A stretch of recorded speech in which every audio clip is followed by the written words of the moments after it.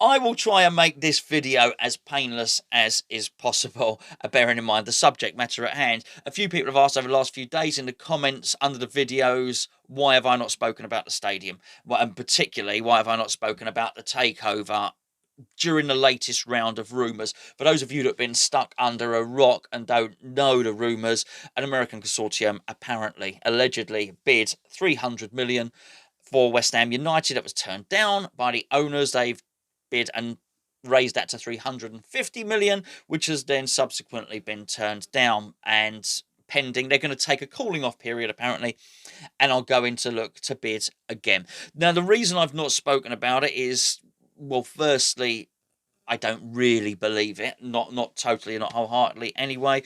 Secondly, I can see that people are making currency off of this story. But when I say currency, I don't actually mean money.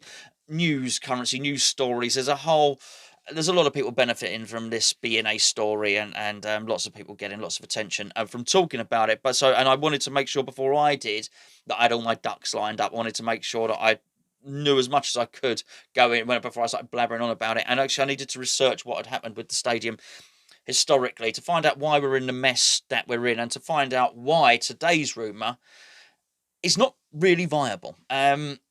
Today's rumour, and the thing that's really prompted me to do this video today, was that some other people have got involved, a Chinese consortium and another consortium, and there's this big battle royale for the control of West Ham United, which just isn't happening. There are not 3 or 4 different consortiums or billionaire owners lining up to take control of us. It's not happening like that. The big one today was that somebody worth 700 was going to pay 700 million for the club, and within that 700 million was going to be the money to buy the stadium outright, which they were then going to flatten, turn it into a purpose-built football stadium just for us West Ham fans. Now, let's be fair, that sounds absolutely lovely. As West Ham fans, we would like nothing more than, number one, our owners gone, who we we don't like them very much, let's be fair, or at least the majority of us anyway.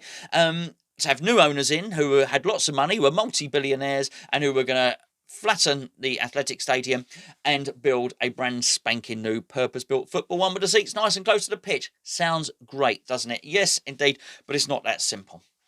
Now, what I really need to nail down before I get into the historical bits is that somebody mentioned to me yesterday morning, as you're watching this, and that is that the stadium is a state asset. And when you sell a state asset, you have to offer it out to tender, which basically means you have to offer the sale out to tender so people can then respond with their applications. They basically produce a tender to buy the stadium. So, in short, somebody coming in can't just say, we'll have West Ham, oh, and by the way, LLDC or Mayor's Office or whatever, is 200 million quid and we will buy the stadium. They can't then say, oh, thank you very much, we'll take that, we'll shake hands on that. It can't be done. It needs to be done because there's something called a transparency agreement, and when any government sale goes through, a transparency document has to be provided. So actually, were the LLDC, which is the London Legacy Development Corporation, which is key here, because London did commit to provide an Olympic legacy. The previous incarnation was the OPCC. We'll get to that in a little bit. They would have to say, well, we can't take your money. We have to offer this out to lots of people. At that point, they would then say, okay, we are now accepting offers of tender for ownership of the London Stadium and the surrounding grounds, and whatever that encompasses. I would imagine it would be anything across the footbridges that span the canal, the central island on which the London Stadium is housed. Now, at that point, and this is very, very important, I'm not entirely sure we would be the favourites to gain that land, because that land has quite a lot of commercial revenue opportunities. You've all seen so many flats going up. Now, a lot of these flats are Chinese owned, a lot of these flats are Qatari owned. there's a whole massive redevelopment of the area going on at the moment. So there's nothing to say that were they to do that, we would get that. Now, there's something that goes in our favour as a football club, and that is we are, what, 3 years into a 99-year lease? We have to be provided with a football stadium of some description. But it doesn't necessarily have to be there if they do decide to sell it. So firstly, I only make that point to say it's not as someone just can't come in, buy it and pledge to do all those things. It would be a long, drawn out process. Now, this is a process that we've actually been through before, because I will take you back to when we originally bid for the Olympic Stadium as it was then. When we originally bid for it, we bid to buy the stadium, and we won. It was received with much fanfare that West Ham had won the rights to the Olympic Stadium, and we were due to buy the building for £90 million. At that point, Daniel Levy and Barry Hearn lodged a protest. They lodged an injunction, and which both failed, and they carried on doing so and appealed until somebody was able to say, actually, we do not feel that this is a fair process.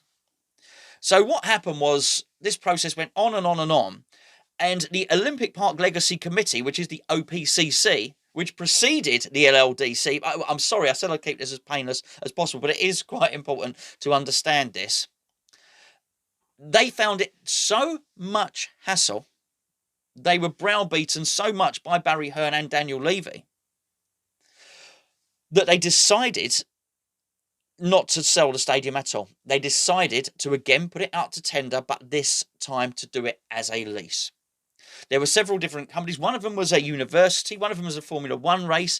In the end, because neither Barry Hearn nor Daniel Levy wanted to rent the stadium, we pretty much had a clear run at it as West Ham United. And that's why we've ended up where we are now. But the story that precedes that is, you couldn't make it up. It is drama of the highest quality, I can assure you. So Daniel Levy was so bemused originally with the OPCC's decision to grant West Ham, that was before the tenancy, to grant West Ham the stadium, that he launched an investigation into the OPCC and the OPCC board, which contained Karen Brady. Now, a lot of this gets forgotten, but he hired a firm who were called, let's just see, they're an accountancy firm called PKF to examine the bidding process. This was the buying of the stadium. I'll remind you now that Spurs wanted to knock the stadium down and build a running stadium, basically rebuild Crystal Palace to move the athletics out of the stadium. That's key because it's part of the legacy pledge. When Daniel Levy didn't get his way, he wanted to examine the process. So he used this accountancy firm, PKF, to investigate. As part of their investigation, they hired a private investigation firm who basically went through Karen Brady's records and tapped her phone. This is not hearsay. There was an actual court case for it. And whilst they weren't able to trace any of this back directly to Daniel Levy, they weren't able to say, you, Daniel Levy, tapped Karen Brady's phones. It could be traced back to him hiring the accountancy firm, either the accountancy firm or the private investigators themselves.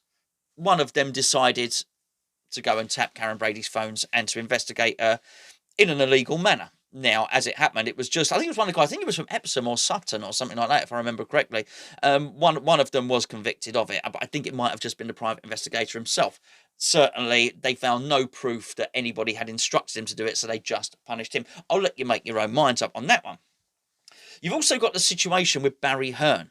Now, when Barry Hearn eventually scuppered the West Ham deal, which basically made West Ham unable to buy the Olympic Stadium, which is why we're in the mess we're in now, by the way. He called it, let me get this absolutely right, a victory for Leyton Orient Football Club and the game of football itself.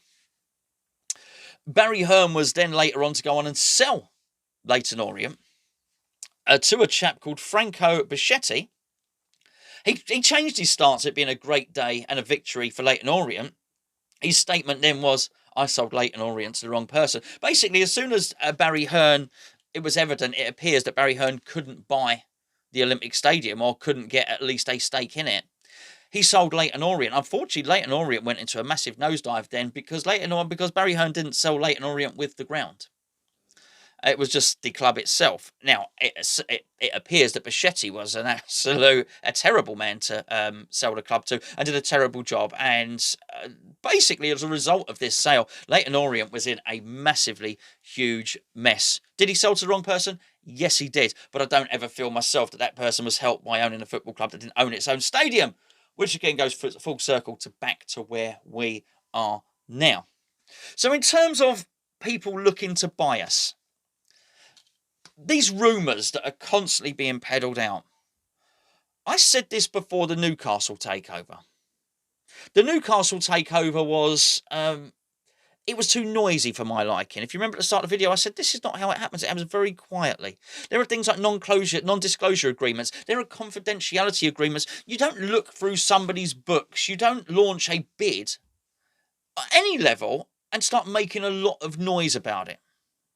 If I want to go and buy something at any level that I know other people might be interested in buying, I keep it very, very quiet because I want to get that sale done myself before anybody sneaks in. Certainly don't start leaking bits to, I was going to say the gutter press, but any press and anything that you want. But we find ourselves in this position now, and I just want to take you back to the point. Sorry, I digress, but I've got a lot of things I want to talk about here.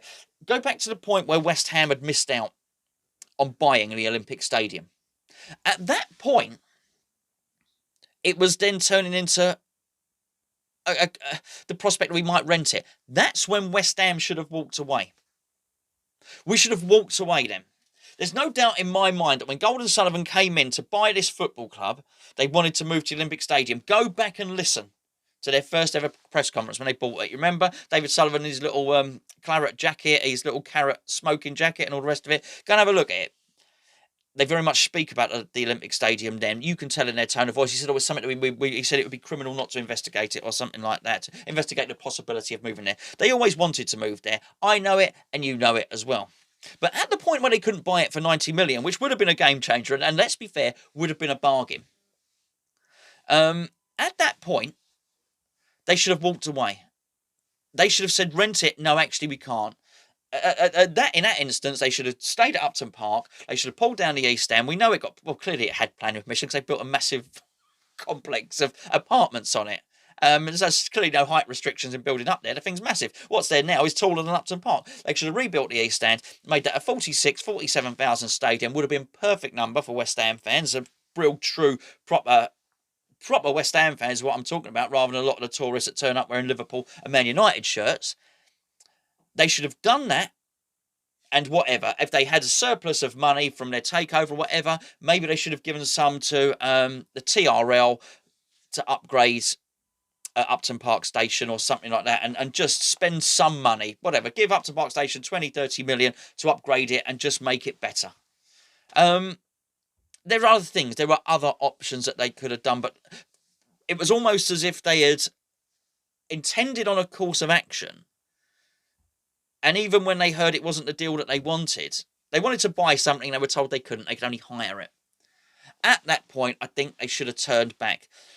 But I think they were so focused on doing the deal. It was a case at that point of any deal will do. We just want it. They were so desperate not to miss out on the stadium to Tottenham Hotspur at the time. We wanted to move into our area that they just decided to go along with it. I think it was a mistake.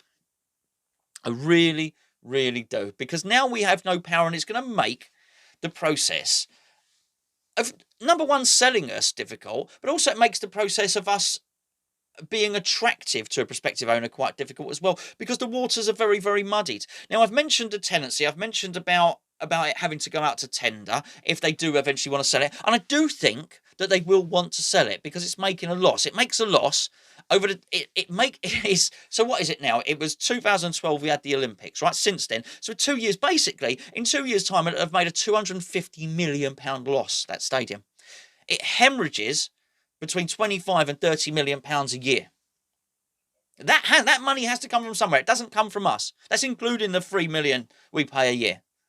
Even including that 3 million, it still loses 25 to 30 million pound a year. It's not sustainable in every sense of the word unsustainable. So will they eventually want to get rid of it? Yes, I absolutely believe so. Are the club waiting for that to happen? Yes, I absolutely believe so. But it does make it a complicated deal. And then you add in something I spoke about earlier, which was the athletics track.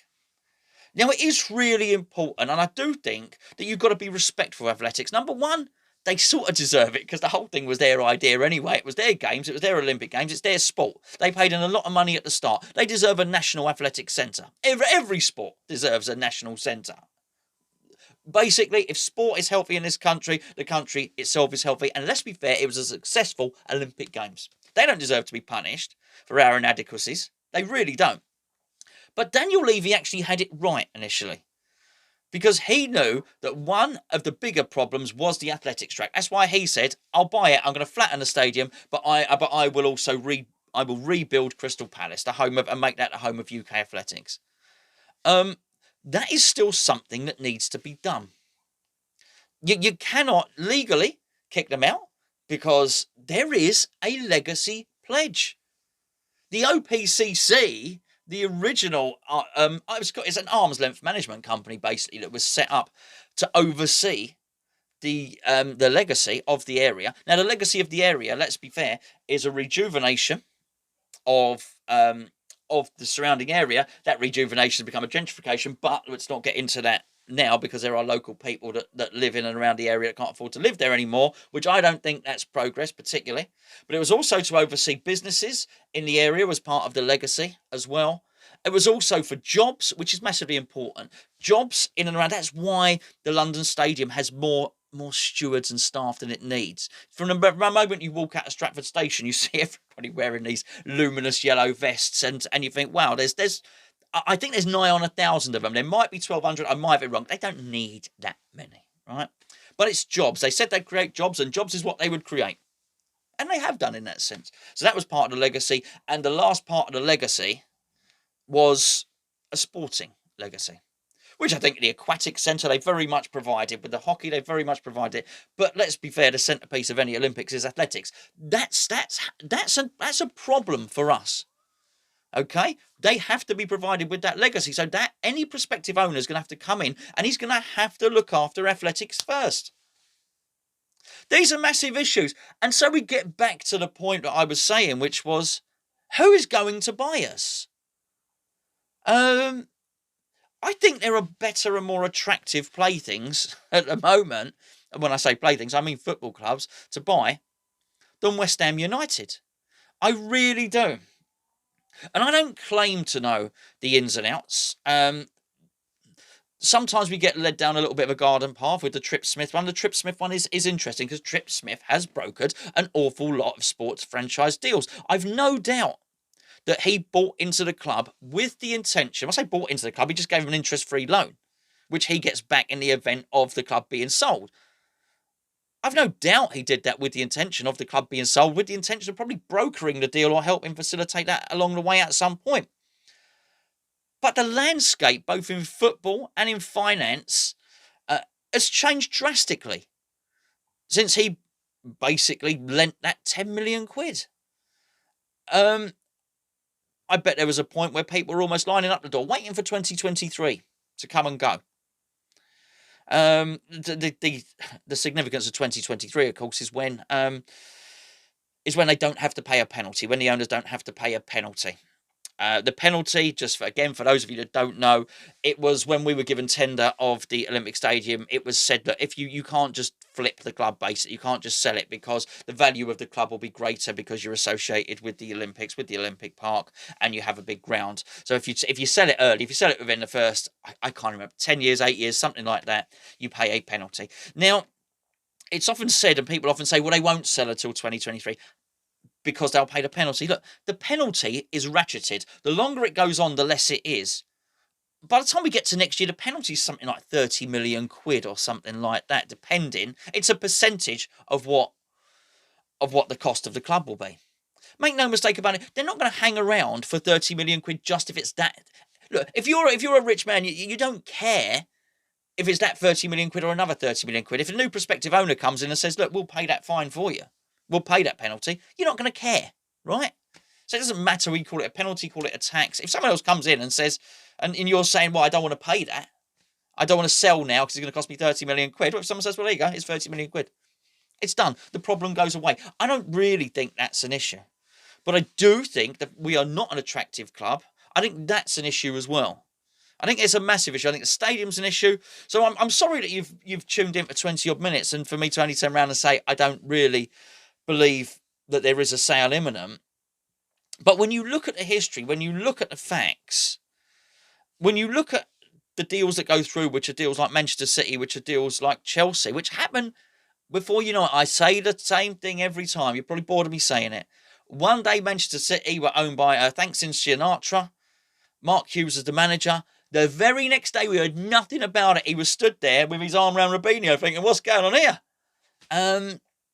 It changed. The same for Abramovich. It changed overnight there, as you did not see it coming. Ken Bates was there. It was him and Matthew Harding, who sadly passed away. And they tried to pull that club out of the doldrums all of a sudden, and there was still massive debt, by the way. Trevor Bircher got involved in Chelsea, and they were really struggling for money, Chelsea, at the time. So they went from struggling for money to Roman Abramovich. There was no build-up. You weren't reading about Roman Abramovich for 2 weeks in the papers beforehand. It just doesn't, for all the evidence, both historically and now, suggests it's not going to be something that happens quickly, if at all. Now, I'm not saying, by the way, we're stuck with Gold and Sullivan. I do think sometimes there's no smoke without fire, to an extent, one extent or another. But I cannot shift from my brain and my mindset that the fact that they've extended season ticket renewals by another week, they keep on extending it, by the way. It only means one thing. It means they're not selling. The fact that they've done that, the fact that they're struggling financially, the fact that they probably know that they're unpopular. And you can make of this what you will, by the way. I think it serves Gold and Sullivan's purpose for us as fans to think that there's a takeover imminent.